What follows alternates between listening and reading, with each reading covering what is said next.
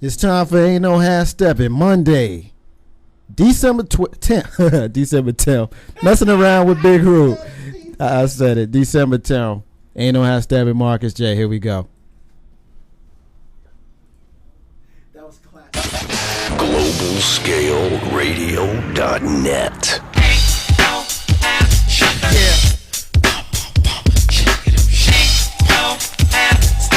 It's about that time. It's about that time to get.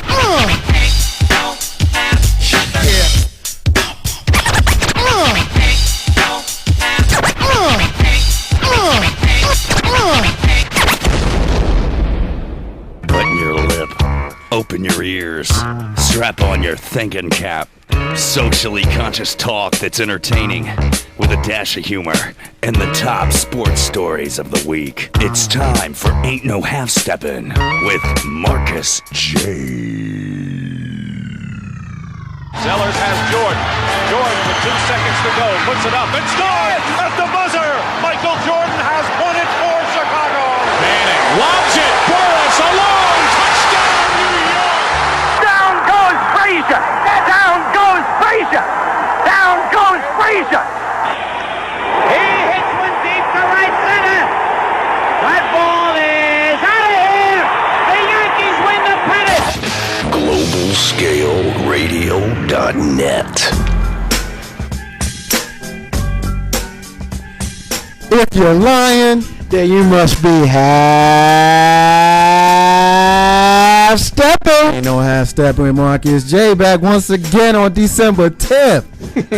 The 12th. December 10th, 2012. Back for the first show of the second year. Ain't no half stepping with Marcus J. Celebrated the anniversary last week. Today is the first day of year 2. Ain't no half stepping with Marcus J, Big Rube, and Carlton Banks. A special guest we're going to announce momentarily.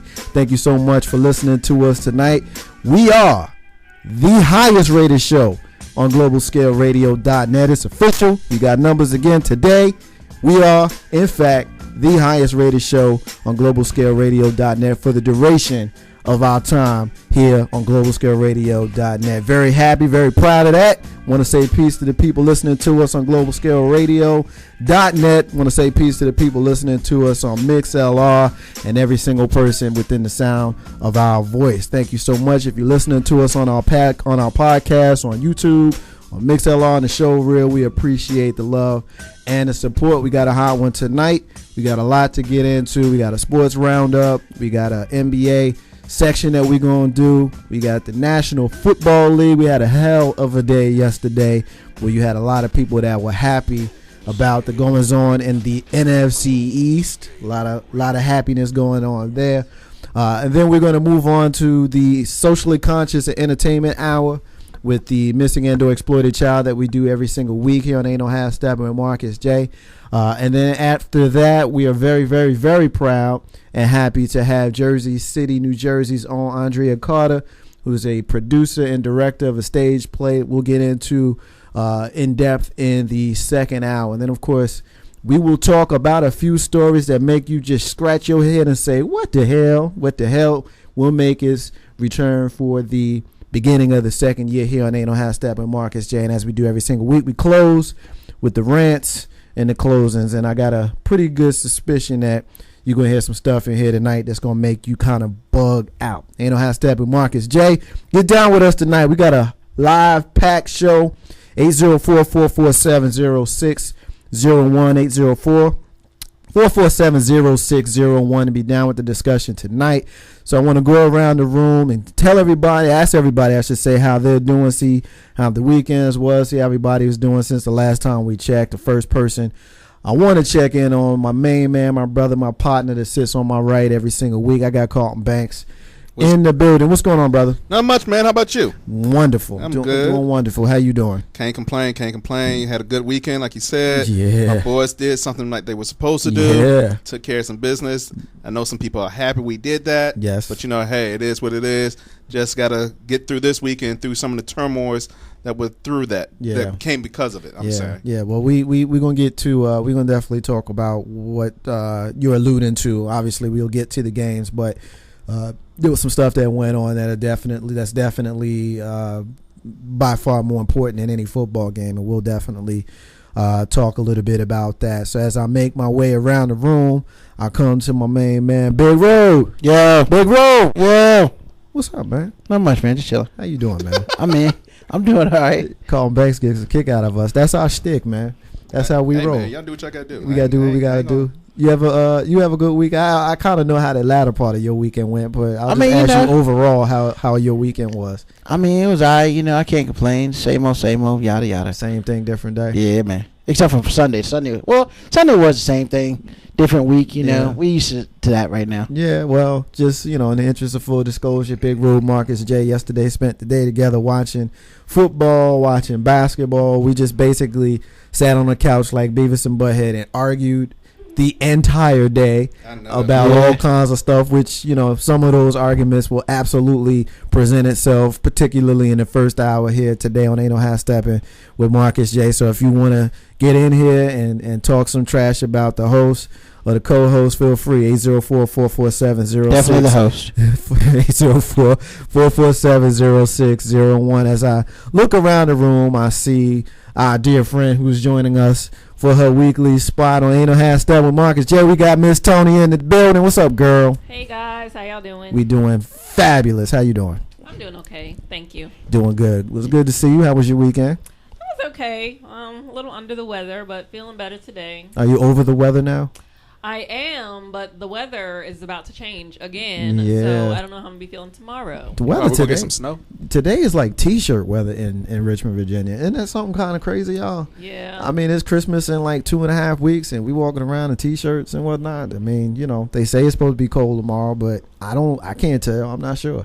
Yeah, we may have a repeat of last winter. It was very mild. I don't even think. Well, we may have gotten a couple of days, a little bit of snow. Maybe a little bit of snow. The kids went to school, and it's crazy this year how the kids might have been out of school for a few days for a hurricane that went somewhere else, but not be out of school for snow that comes here. How crazy is that? Yeah. Ain't No Half Steppin' Marcus J. Well, we're gonna move along from the greeting segment. We're gonna jump right into the sports roundup because we do have a lot that we want to get into it. The first thing I want to get into is the shot heard around the world. I think everybody in the room by now has seen the if not the whole fight, we've certainly seen the final seconds of the Pacquiao Marquez fight on Sunday. Tony, I'm gonna come to you first on this one because I know you're the most recent to have seen it.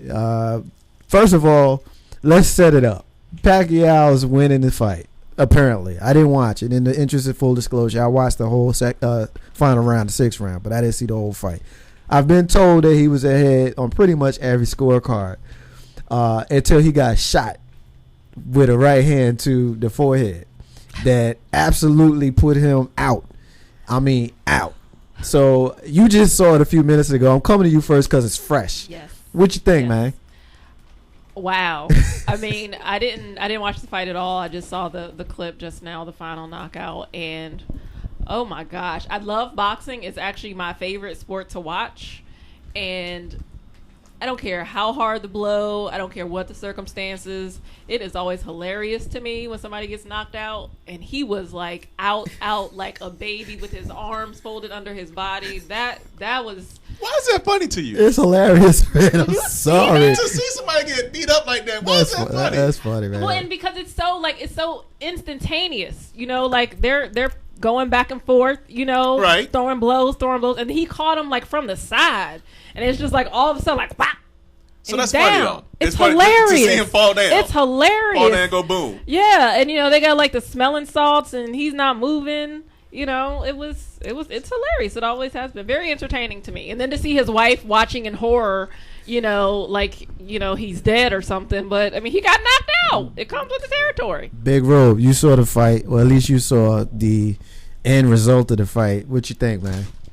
Well, I mean, it's one thing to get, hit with the first punch, the same punch the first time, and you live. That one, he just was done. I mean, it was the same punch that he got hit with in like round 3 or 4, and he went down then, and this time he just didn't get back up. I think he needed one of those. What is it? The little band falling like Calling help, I can't get up or something. I mean, but yo, You know what? the only problem with that was he couldn't talk because he was knocked out for like 4 minutes. Hell out. Carlton Banks. I know you've seen it. You saw it recently as well. The shot. You know what? I'm gonna be honest with you before I come to you. You know what I thought of when I saw that? Down goes Pacquiao. Down goes Pacquiao. It reminds me of our intro here that we play before we start the show. I mean, Carlton Banks, you saw it. I saw it on YouTube. Okay? Yeah, well, we all saw it on YouTube. We didn't watch seeing it on YouTube. I'm like, I ain't seen no punch because the angle that I saw on YouTube, I ain't seen no punch until they turned that sucker around. I'm like, oh damn, he did hit him. I thought he took a dive.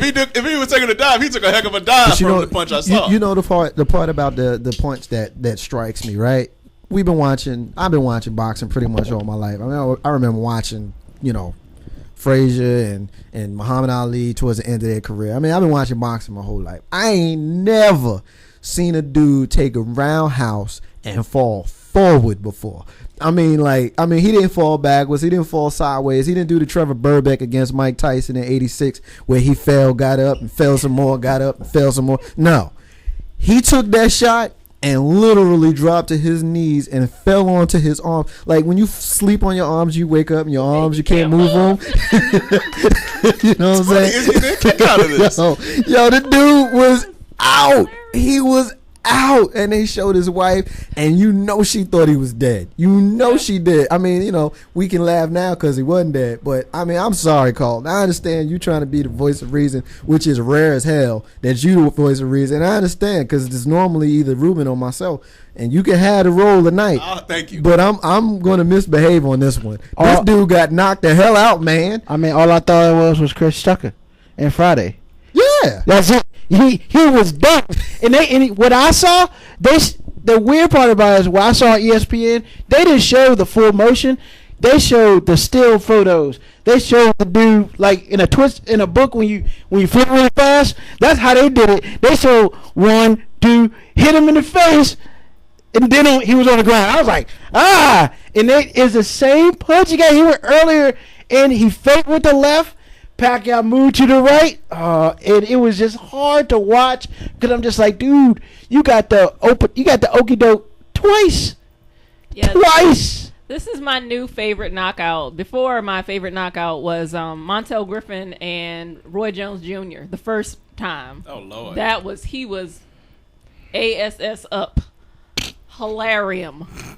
Yeah, hilarium. Would you box, Tony? Would I box? Yeah, would you box? Oh no, I can't watch female boxing. Why not? It makes me nauseous. Just the thought of somebody women hitting each other in the face. But 2 men can go at it and you won't have a problem at it. Absolutely. Do you know what we need to do? Straight up.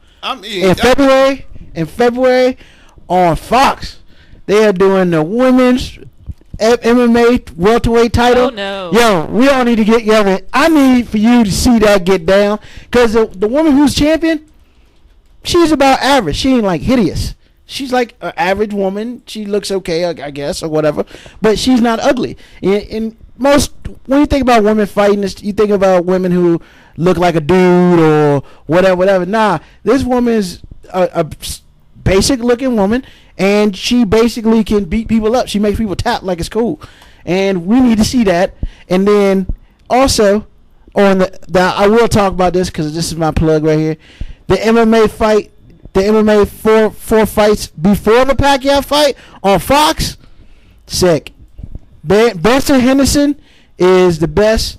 I can't remember what champion is. He's the best flyweight or whatever champion is. I don't remember. But if you watch the MMA joint on Friday night before you watch Pacquiao fight, you should call in. What's the number? I don't know. 804-447-0601. Because these guys in here don't watch MMA, and I'm talking to a whole wall right here. Yeah, he really is. It's sad. No, I think that's barbaric. The UFC and MMA is just absolutely What's the barbaric difference? to me because It's just like boxing. I mean, you win from basically beating somebody almost. And you saying Pacquiao didn't get beat up? He just knocked them out. He just knocked them out. Okay. What's the point of boxing? Ain't that the point? No, the thing with boxing is that you hit them and they fall. You don't keep hitting them. UFC, MMA, it's not the same. Yes, it is. Because boxing's a bunch of punks. They get a rough. When the rough recognizes that the dude's been knocked out, he does his best to get in the way, right? No, but those fans. But boxing, MMA is more exciting. because you can see some stuff happen in MMA. Boxing, punch, boom, you knocked out. Oh, okay, we're done. But with MMA, you expect to see like a broken leg or, you know, I don't expect to see a broken leg. I expect to see somebody either tap or get knocked out. And you best believe it. You best believe it. Tony, I still don't understand why two women can't fight. Because Layla Ali is beautiful to me. All right. Yes, she is very. Definitely. But you can't stand to see her get punched. No, but I am a woman. She don't get punched that much though. Exactly. That's why she is still beautiful. Right. She don't get punched that. Yeah, and Joe Frazier's daughter Jackie, yeah, she got punched a lot. Yes, and I just as a woman, I can feel that. I mean, I know how valuable my face is, just being hit. Period. I'm pretty too. But I don't want to get hit in the face. You are very pretty. Pretty. But Lord. just being hit in my face, it makes me nauseous. Well, nobody wants to get hit in the face. Such a violation of our womanhood and. Okay, so what? Y'all can't be fighters too? I just need to know that y'all can't be fighters. I mean, we can fight in the street. I mean, I don't do that anymore because I'm older. This came out. When I was young, you used to get down like that? Oh, yeah. Almost came out. Yeah. Oh, you used to beat up on some chicks? I never got hit in my face. So you like because you beat them up before they hit you in the face. I don't think I knew I wouldn't like it. So you like Gina in that episode of Martin when she had to fight Miss Trinidad with the gym bag and the sneakers and the Vaseline and all that? That was you? There was no Vaseline. It was just go. You know. Oh my You're not God, gonna talk Tony. me to death. We just going She in. get down. She get down like that. I need to have my camera phone with me and World Star Hip Hop on my side when I'm going around with you. And she's sitting here talking about she don't want to see the girls fight. Ruben, do you see a hypocrite over there in the corner? You know, I don't want to see girls fight, but I don't mind getting down dirty and fighting myself. What? Yeah, you see that? You're the nicest. Whatever. No, I'm talking about you. Me? That's what you just said. You don't want to see. You don't want to see no fighting. But I get in your face and whoop you down like doggy walker. What up? That was years ago. Ain't no half stepping with Marcus J. 804-447-0601. Be down with us tonight as we move past the Pacquiao fight and we move on to the National Basketball Association. Of course, we are void of K-Dub tonight. He'll join us again at another time. We're not going to spend a lot of time on it because we do want to get to the National Football League. There's some stuff we definitely want to get into there.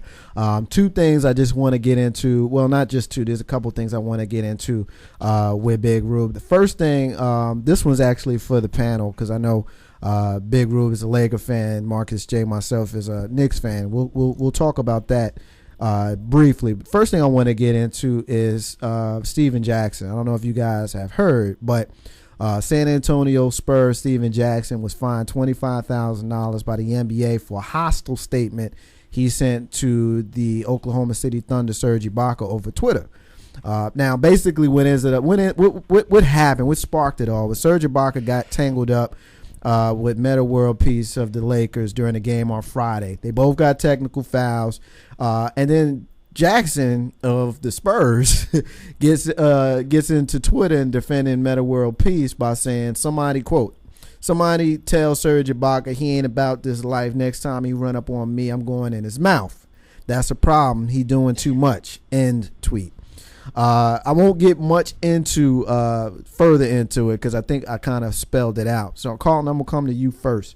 What's your thoughts on text message thuggery? I already know what Ruben says. I'm gonna ask him anyway, but I already know what he's gonna say. But I want to come to you first. Steven Jackson. Keep in mind, this is the same Steven Jackson who took a huge suspension a few years ago with that debauchery that happened in the Palace of Auburn Hills when they got to fighting up there, put the black mark on the NBA and suspended for like 70-something games. Remember, he was one of them cats. So what's your thoughts on this, man? I mean, you know, Twitter beef is Twitter beef. You can say what you ever want to say until you touch me. All right? I'm not going to walk up to your house. I ain't going to meet you in the streets. If you walk up on me and your hands touch me, that's when we're going to have a problem. Other than that, words are just words. It doesn't bother me. It doesn't faze me. Not something I wake up to and say, hey, I'm going to insult somebody on Twitter, you know, like your boy who got recently ended his Twitter account, Chris Brown. I think Ruben talked bad about him last week. But, you know, it is what it is. To me, that's just like dumping somebody via text. You are just void. You really, you know, I agree with Carlton Banks. You really don't matter. Unless, you know, we're face to face and you got your dukes up. Not that I would do that now, though. She ain't fight Big Rope. I mean, you know, gangsters. text message gangsters, Twitter gangsters. I mean, like Banks said, until you walk up in my face and say something, I mean, you're useless. But my question is, how do they have the time to do all this Twitter gangstering? Because last time I checked, they play basketball. They get on a plane, they fly. You can't use your stuff in the plane. Well, you might have Wi-Fi. But I mean, call the locker room, dude. But I'm just like, yo. But why do you care? Why do you care enough to sit here and Twitter gangster with somebody else making millions of dollars like you're making? I mean, really? All right, Richie Riches. I mean, why don't y'all get Professor King Bean to make y'all a little joint so y'all get together and fight that way on the internet? Get out of here. Stop. Professional sports people should not be Twitter gangstering or anything. That's just ignorant. And there is no, what's it called? There's no Twitter street cred out there. I mean, really? What? You gonna get up and serve Ibaka like that? I like to see that. Guess what, Steven Jackson? Dude from Africa. He might beat you down. Just asking. Just saying. You think he might beat him down just because he's from Africa? Yo, man. Where the hell are you going with Hold on, man. They had to survive hard over there. Oh, they don't have to survive hard in Jersey or Virginia or... Man, they had TVs, dog. San Antonio? I mean, he's Ron Artest. I refuse to. No, we're talking about Serge Ibaka. No, Serge Ibaka from Africa somewhere, man. I understand. Actually, Serge Ibaka is from France. That's even worse. So he had to deal with the lack of black people over there, man. Man, you are killing me right now. I'm just saying. Dealing with the lack of black people, boy, that's a hard way to go. I know. Gosh, Ruben, you killing me right now. Mussels, that's what they eat, mussels and stuff in France, right? Man, have you tried to eat a mussel? I'm just saying. You take that any way you like to. I'm just saying. Have you tried to eat the delicatessen mussels that are overseas? That's all I'm saying. They're an acquired taste. Yeah. Ain't no hashtag with Marcus J. Only Big Banks. Roo. I'm going to ask you, first of all, 804-447-0601 to call up and say something mean to Ruben. To get down with us, of course. Ruben, I'm going to come to you and ask you about what's going on in La La Land because first thing I'll say is this. Better you than me. We used to have Mike D'Antoni. Now you have Mike D'Antoni. We used to lose games more so than we won games. Now we win more than we lose. Now you're losing more than you win. What's the difference between the two teams? One season, Mike D'Antoni. What's going on in La La Land? I mean, obviously it's more than Mike. But, hey, look, I think Bernie Bickerstaff somewhere is smiling pretty going. Well, he's on the bench smiling because he's assistant coach, and we should have stuck with him for the rest of the season or at least to halfway. And I believe a couple weeks ago I said we need to stick with Bernie Bickerstaff. Where everybody's like, you don't do that to the assistant coach. But, man, whatever. If you can fire Mike Brown and you can bring some loser like D'Antoni in, then we deserve what we get. And number two, I mean, the biggest issue is when Kobe takes more than 25 shots, we lose. Hey, Kobe, I'm not stupid. You're not stupid. I know you don't have a college education, but you can read. It's called stats. When you take more than 25 shots, we lose. How about you keep your shots between 18 and 25? I mean, it's not the bench's fault. Jody Meeks is crushing it off the bench. He's got like 15 points a game off the bench. He's a three-point gunner off the bench.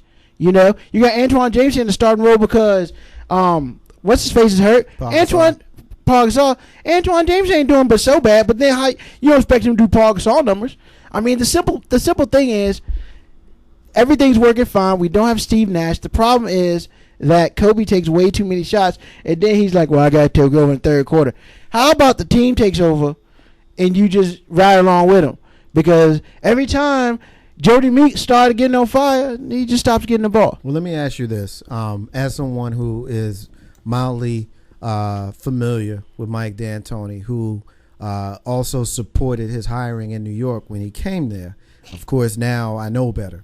But what I did learn about Mike D'Antoni in his time in New York is that this is a guy who is a system guy.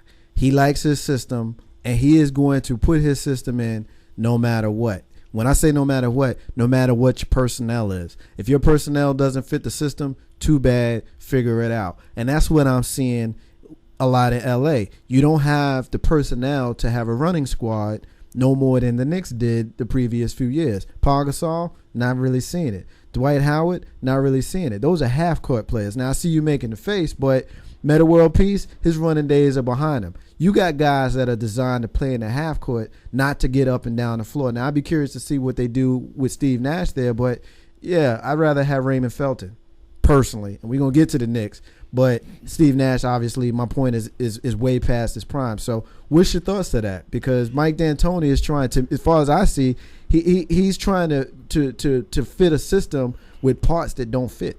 The problem with Mike D'Antoni is simple. I've said it years in the past. I said it earlier this year to your face, and I'll say it to your face one more time. Dude don't play no defense. The Lakers don't play defense. That is the problem. We can't outscore people if we don't play any defense. It's that simple. Well, now, you say people Dwight can't rub it down. Dwight can rub it down. So can Paul Gasol. The problem that you have is you have basically two people, which is right now, because I can only go with what I got right now, Chris Duhon and Kobe Bryant running. Now, you take Meta World Peace off, you put in Jody Meeks. Okay, now you can run. Antoine Jameson can actually run. So the problem is that they're running, but they're not getting any points. They're missing layups. They're missing jump shots. You know, Kobe decides, I'm going to go 1-on-3. I mean, it's stuff like that that makes no sense. You know, I'm a Lakers fan, and last night, well, you don't watch all Lake games. Well, I don't because I live in Virginia. It is what it is. But I watch enough Lake games to see, hey, we're losing by 10 points. I mean, we lost to the damn Jazz last night, man. Can I make an observation? The You Jazz. guys know I'm not the basketball guy. Please. Aren't Dwight and Kobe members of the all defensive squad for the last few years? As a matter of fact, I know Dwight is. I know Yes. Kobe has been. Kobe has been, yes. He has been, And yeah. Meta World Peace has been in there sometimes. Absolutely, yeah. Good point. And they play no defense? Well, a Well, lot the of it has to system- do is the system. The See, system's not designed to play defense. Here's the thing with Mike. guards on guard guards, forwards on guard forwards, centers on guard The centers. system is designed to have as many shots as possible, That's not. But that's when. regardless of what happens on the other team. Right. They're supposed to have more shots, 20 to 30 more shots than any other team that they play. The theory is they used to call it the 7 seconds or less offense, and the point is get the ball, run it up, shoot it. And the theory behind it is you shoot so much more than the other team that by sheer volume you're gonna score more than the other team. Yeah. But where you run into a problem is if if you don't have the legs to do it like he had in Phoenix, then it's not gonna work out. Especially when those shots are not going in. Yeah. And now what people like to do is compare it to Showtime. Completely different thing. Showtime is Play defense. Yeah. Showtime is you play defense. You play defense. You get a rebound. Run. Is you got three guys running, and it's usually Magic Johnson in the point, and he's usually a 3-on-2, so it's an automatic advantage. That's how Showtime works. Then they come up with the press, and usually that's what Byron Scott was good at. He get a pass, next thing you know, he's shooting up a shot. I mean, Did he say Byron Scott? Byron Scott. Yeah, Byron Scott played in the Lakers. Byron Scott ain't played in like 20 years. Well, we talking We're about talking about Showtime Lakers, in the 80s. That's what it's called. So the thing about it, the difference between that and Showtime is Showtime defense creates offense, whereas Mike D'Antoni is offense creates offense, creates offense, creates offense, and we don't play no D. I mean, that's it. Yeah. That's why Phoenix sucks. The years that he was there, well, people say, what else suck?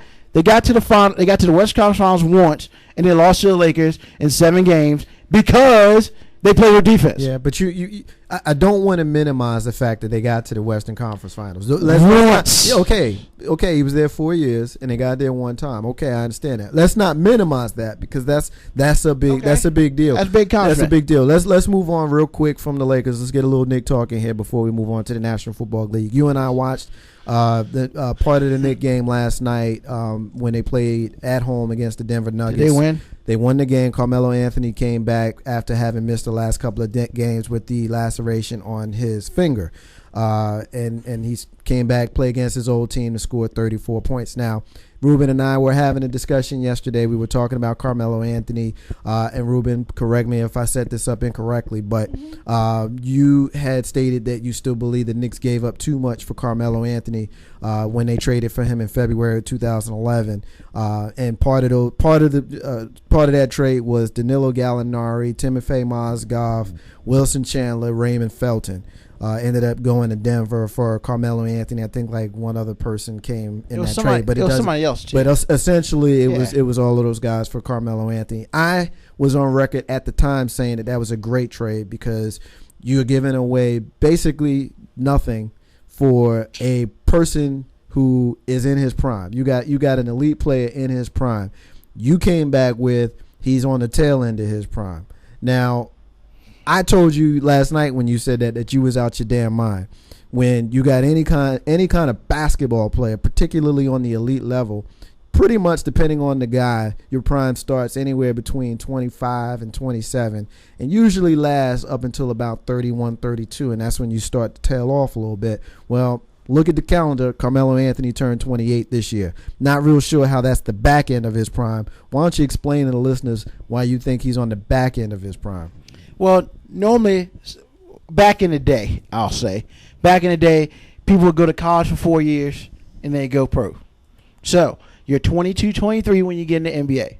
Now, Magic Johnson became the first person to leave college early and go pro. Now, before y'all Moses Malone people start talking, Moses Malone went from Petersburg High School to the pros. Completely different situation. He was the first person ever to do that. Now everybody leaves after a freshman year, so they get into the NBA around 19. You go through some going periods probably for 2 years because you're not used to playing 82 games when you normally at the very max you play 40 within a 4 to 5 month scan. So now you're playing 82 games in a 6 month span. That is, if you go to the playoffs, it wears and tears on your body for the first year or two. Then between that year or two, you learn how the NBA works. Provided you're still with the same team, you start to really be productive around the second to third year. After that, pretty much fourth, fifth year, boom. Yeah, I'm used to the NBA. I can do what I can do. I become a beast. That's when you hit your prime. Now, around 4 to 5 years after that, pretty much, my opinion, the slope falls. Probably depending on where you are and how much you play. Now, for instance, LeBron, we'll take LeBron's example. He went from high school to pros. He won his first title last year, and LeBron's this year is 26. Am I correct? I believe LeBron is, yeah, that's about right. Okay. Now, first couple years, he was in Cleveland, sucked. He didn't suck, the team sucked. It is what it is. He did what he had to do, yada, yada, yada. He didn't get to the playoffs, if I'm correct, his second year, maybe third. I can't remember which one. He went to the finals his fourth year. And then the year after that, he went and they lost to, Orlando, whatever. And now he's gotten himself in Miami. When he went to Miami, he was in his prime, which he was like 24, 25. But he had been in a year 5-6 years. So that's what I'm talking about. I'm talking about the years you've been in the league. I just think. I mean, you may have disagreeing things, but I disagree. You said a whole lot not to really make the point as to why. The amount of years you're in the league is what dictates your prime, not your physical body and how old you are. But it takes time to get to that. Yeah, but LeBron and Carmelo came into the league at the same time, same year. Yeah. And the only difference is Carmelo is a little older because he played that 1 year in college. Correct. So in theory, you would think that their primes would coincide with each other. And I asked you that about LeBron, and you said, yeah, he's in his prime. And I'm like, okay. And even if I use the initial analogy that you made a few minutes ago, when you talked about the amount of time that you spend in the beginning of your career, and then it takes you 4 or 5 years to kind of get up to space, and then it takes another 4 or 5 years for you to fill out your prime, that would say that Carmelo is in the heart of his prime right now at 28 years old. Michael Jordan had won his first title at 27. Magic Johnson was winning titles at 27. I mean, and they were in their primes. Magic Johnson retired in his prime at 32. So I don't understand why Carmelo's not. Now, I won't move on off of that because we're running out of time. But at the end of the day, we'll have to agree to disagree. That's fine. On that we do one. That quite a bit. Yes, we do. We agree to disagree without being disagreeable. The last thing that I'll say on the Knicks is they're playing very well, but really right now, 10 games over 500. I'm excited. Haven't seen my team this good in 13 years, but the reality is you still got a whole lot of games to play, and it's kind of like having your heart broken by your girlfriend a few years ago, and then she comes back into your life and you see her, but you're not quite ready to really go all the way there with her because you know that she done you dirty in the past. That's kind of how I feel about the Knicks right now. My girlfriend has a lot more she needs to show me before I'm ready to give her my heart. So Knicks, do what you're doing. Keep on going. You know, you're the toast of the town right now. You got 2 big 20-point wins against Miami Heat.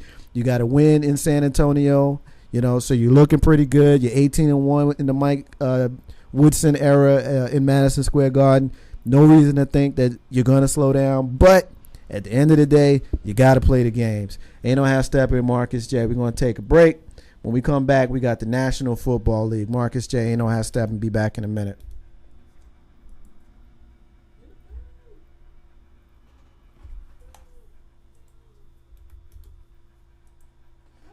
Everybody, this is your man K-Dub down in Atlanta, Georgia.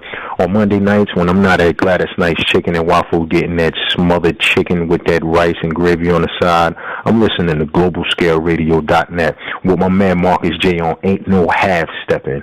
You better get with it, and if you're lying, then you must be half steppin'. Everybody, this